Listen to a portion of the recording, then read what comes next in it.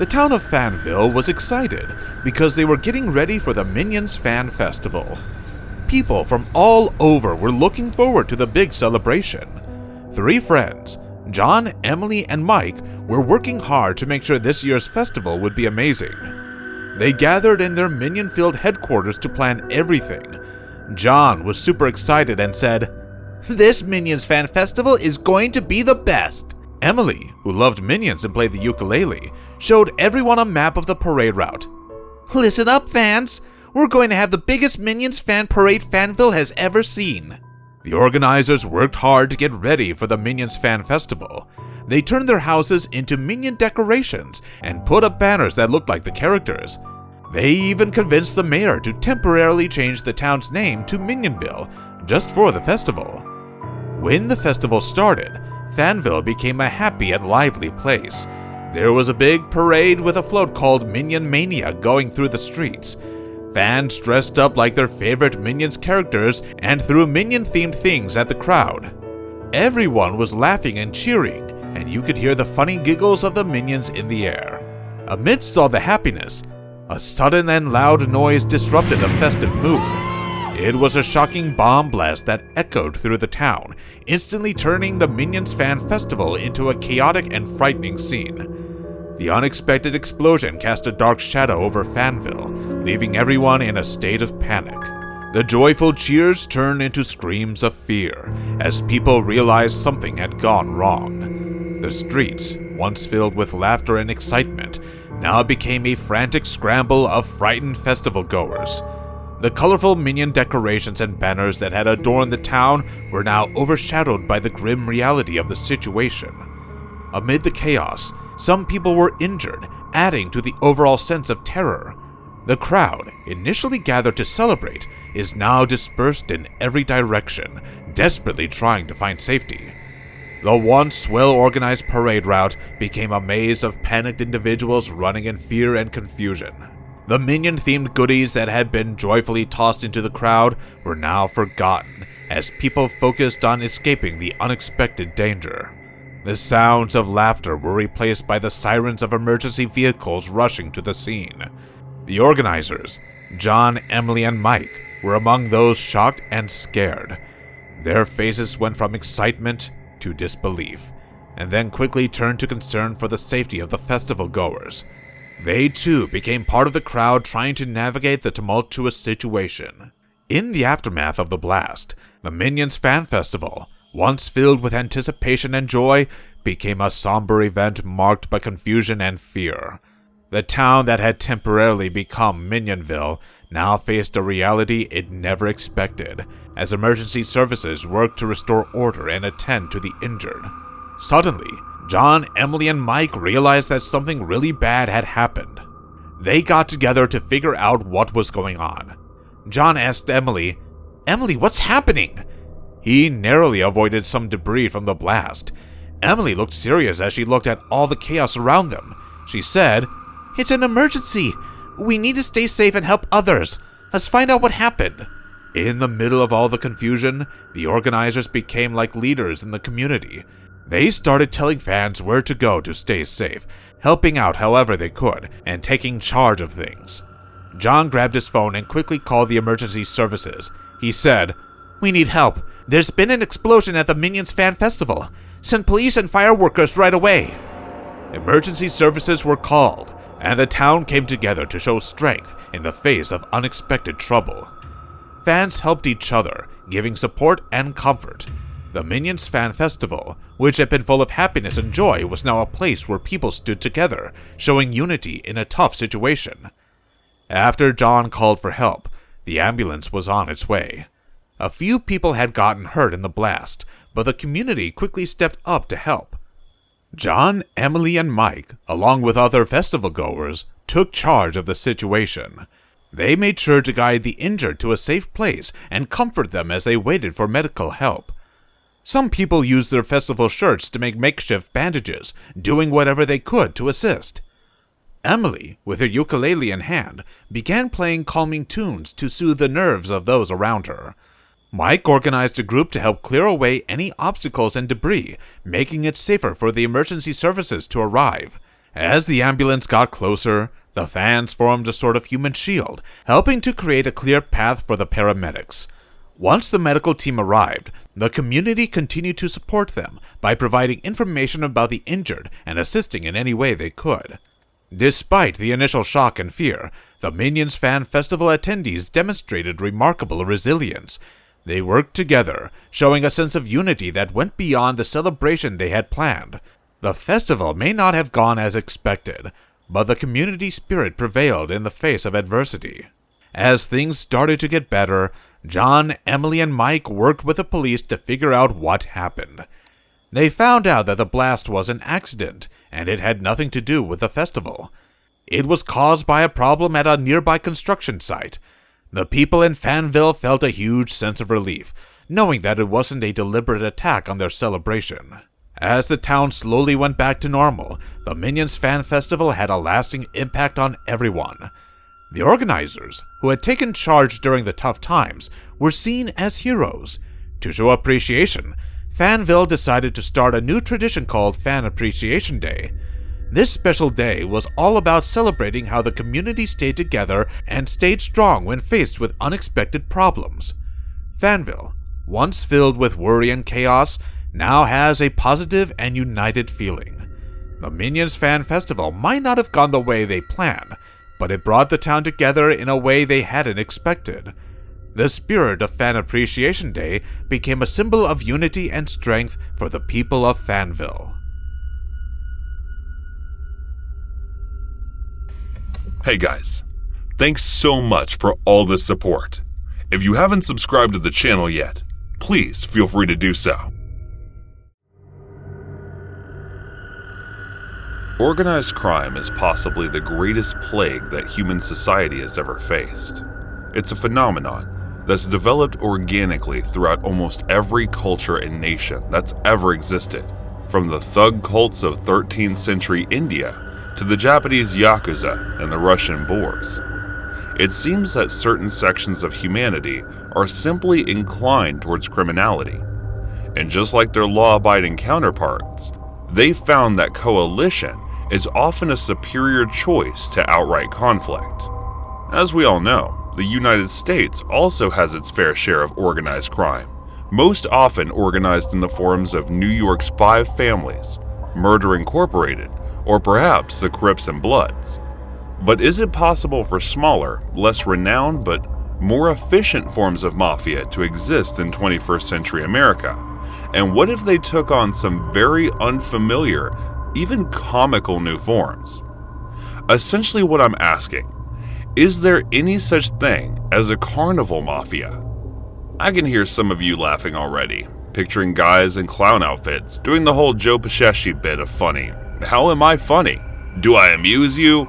Am I serious? Deadly serious. So without further ado, let me tell you the story of Alfred and Pauline Carpenter. Alfred and Pauline loved the carnival. Our sunniest people sometimes call him, hailed from Oak Lawn in California, while Pauline was born in Walnut, Kansas. The couple were married on May 17th of 1986 in El Dorado, Kansas, and spent the next 32 years of their lives raising several loving children along the way. By all accounts, Pauline and are happiest when in each other's company, and many a photograph of the couple have shown just how in love they really were. After retiring from the aeronautical giant Boeing, where they both were employed, Al and Pauline made their living selling homemade jewelry at country fairs. And although it didn't exactly make them a mint, the nomadic lifestyle suited for the septuagenarian couple immensely. They were able to meet interesting new people while traveling the country they loved, and best of all, they got to do it together. This is how they ended up in Great Bend, Kansas on July 13th of 2018. During the Barton County Fair, it was a typical wholesome summer affair, featuring an attractable Ferris wheel, a rabbit show, and a root beer float special. There were prizes for the best homegrown rhubarb stalks, green beans, and summer squash, along with a much-coveted trophy for the county's largest potato. Just like they have done many times before, Al and Pauline Carpenter set up their stall, arranged their goods in charming displays, and began friendly bartering sessions with the local townsfolk. The vast majority of the interactions were positive, but it's believed that at some point during the day, some kind of confrontation occurred between the Carpenters and their fellow carnival workers. At first glance, the confrontation doesn't seem to be too significant, as Al and Pauline continues to operate their stall until the end of the working day and simply retires to the RV for the evening. But as it turned out, the encounter would have deadly implications for them. 4 days later, on June 17th, the Van Buren Police Department received a rather distressing call from a woman who claimed her sister, Christine Tenney, was being held hostage. She went on to tell the dispatcher that 2 criminals had murdered a couple and stolen their RV, and were now holding her sister as a hostage at a residence known as the Vista Hill Apartments. Heavily armed police officers rushed to the apartment complex and were greeted by the sight of a large camper van with bullet holes in it. So far, the information was good, but just as they were in the process of locking the apartment complex down, who should they find alive and well but Christine Tenney? Christine was baffled by the reports of her kidnapping, claiming she was in no danger whatsoever. But when the parked RV was searched, police found trash bags full of bloody paper towels, blood-soaked clothing, and dispensed 9mm bullet casings. It was quite obvious that some kind of violent struggle, perhaps even murder, had taken place in the RV. And when the cops ran the vehicle's plate to discover who the owner was, R. Carpenter's name came back. Naturally, the police were very interested in talking to the person who had made the report in the first place. Given the hand the caller's sister, it was quite easy to track them down, and the person in question turned out to be a 52-year-old Florida woman named Kimberly Younger. Not only did Kimberly have a weak explanation as to why she thought her sister was in danger, chalking it up to a simple miscommunication, but she claimed that Al and Pauline Carpenter were just fine, and that she'd given them a ride to a casino in the hours before their RV was stolen. And then the cops noticed that Kimberly didn't seem to own a car, and when pressed as to what vehicle she'd used to give the Carpenters a ride, she claimed to have hired a car from a rental place that she couldn't remember the name of. Obviously, investigating officers found this to be highly suspicious, and they ordered the arrest of several carnival workers. When 2 of these carnival workers turned out to be none other than Christine Tenney and an ex-boyfriend of Kimberly Younger named Michael Fowler, police began to realize they were onto something. Then when Michael Fowler seemed to display an alarming amount of guilt during an interview, police applied the right amount of pressure, and he broke through tears of anguish and remorse. Ballard admitted to murdering the Carpenters, and is reported to have said, "She had me suckered the whole time. I just threw my whole life away. It was supposed to be my blood in, and police asked what he meant by blood, and they were well aware of the gangland connotations. But what kind of organization could this lowly carnival worker have been trying to enter after agreeing to cooperate with the authorities to avoid the death penalty?" Ballard showed them the shallow graves in Arkansas where the Carpenters were buried, then went about telling them everything he knew. He claimed to have been in communication with a man named Frank as a chick, owner and operator of a Michigan-based traveling carnival company called Wade Shows Incorporated. But according to Michael Fowler, Frank had another, considerably more sinister occupation as leader of the carnival mafia. At some point during the question, Ballard got out his phone and showed police a series of Facebook messages purported to be between him and Frank Zane Chick. In one message at around 2:30 a.m. on July 14, Ballard had written, "It's done. They're dead. The job now gets out." Frank said Chick replied, I'm trying to calm down right now." Fowler wrote back, "Deep breaths." Read Z-Chick's response, "The first is always the hardest." Jen sent me pictures of the man I sent on to the heads of council wars over. Police tried tracking Z-Chick down and were successful in finding a Michigan Carnival operator by the same name. But Z-Chick denied having any knowledge of the killings and categorically denied that there was any such thing as the Carnival Mafia. Is a shake went on to say that it didn't know the alleged suspects or the victims. As far as he could recall, they had never been employed by Wade Show Incorporated. He was quick to add that he had no idea why they would use his name. It's kind of bone-chilling.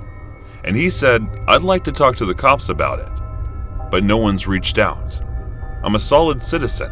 I have nothing to hide."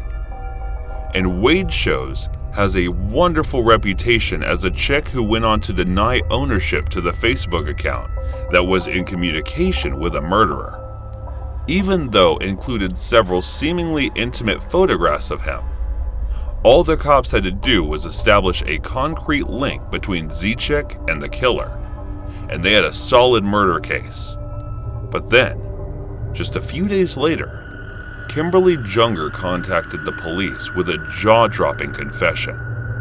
She claimed to have set up a false Facebook account and had been posing as Frank Z-Chick in order to trick her ex-boyfriend into murdering the Carpenters.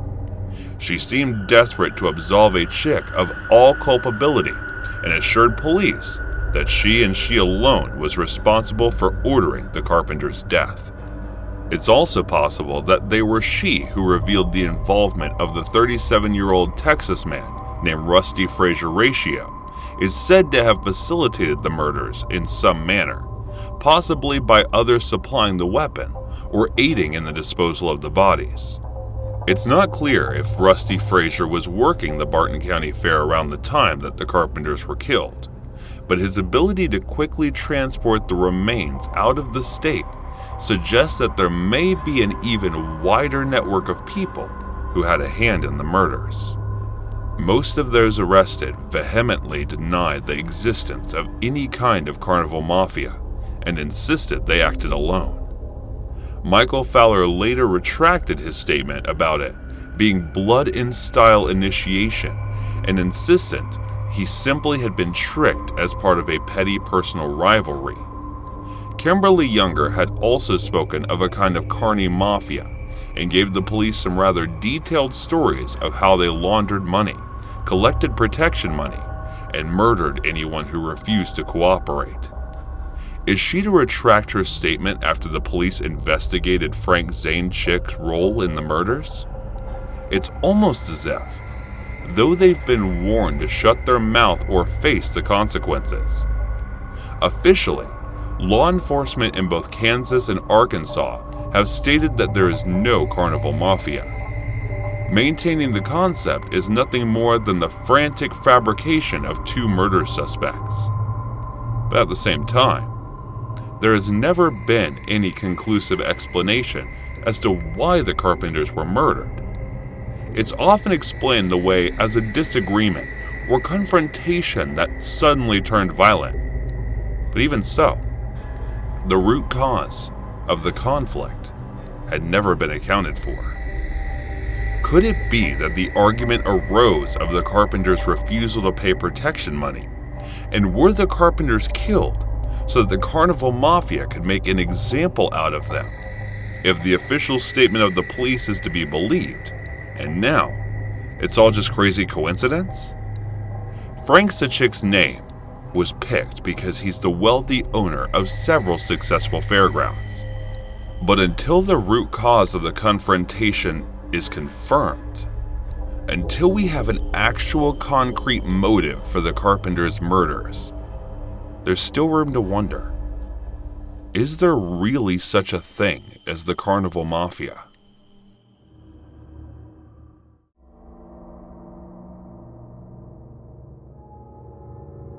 On September 24th of 1991, Seattle grunge titans Nirvana released their most successful album to date, entitled Nevermind.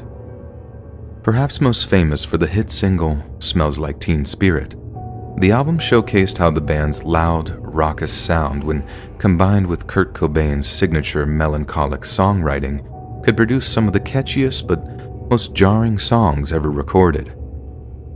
However, the sixth track on the album, simply titled Polly, has a distinctly different sound to the other songs on the album. Instead of a cacophony of power chords, the track features a lone acoustic guitar that is occasionally accompanied by the lone, gentle hiss of a cymbal, and the reason for such a bare-bones approach might well be down to the song's lyrical content. Let's take a look at the first few lines. Polly wants a cracker. I think I should get off her first. I think she wants some water to put out the blowtorch. The bizarre references to parrots and welding equipment might seem confusingly cryptic at first, but there is most definitely a method to Cobain's lyrical madness. You see, he was inspired to write the lyrics to Polly after hearing of a horrific incident of kidnap and torture, which took place in his home state of Washington. On a night in June of 1987, a man named Gerald Arthur Friend of Lakewood, Washington, was cruising the streets of Tacoma when he noticed a large gathering of teenagers, having apparently just departed a nearby rock concert. Gerald waited until one of the girls was isolated, then cruised up to her, rolled down his window, and asked if she needed a ride home. There's no telling how reluctant she was to get into the vehicle, but we know that at some point she asked to be let out and Gerald refused her. When she began to panic and made attempts to flee the vehicle, Gerald pulled out a knife and told her she'd be killed if she made any more attempts to escape. Upon arriving back at his mobile home in Lakewood, Gerald dragged the girl from his car, tied her up, then suspended her from a pulley system he drilled into the ceiling of his home. Then, for the following few hours, he proceeded to blindfold her, violate her, and torture her with household items, including, just as the song states, a blowtorch.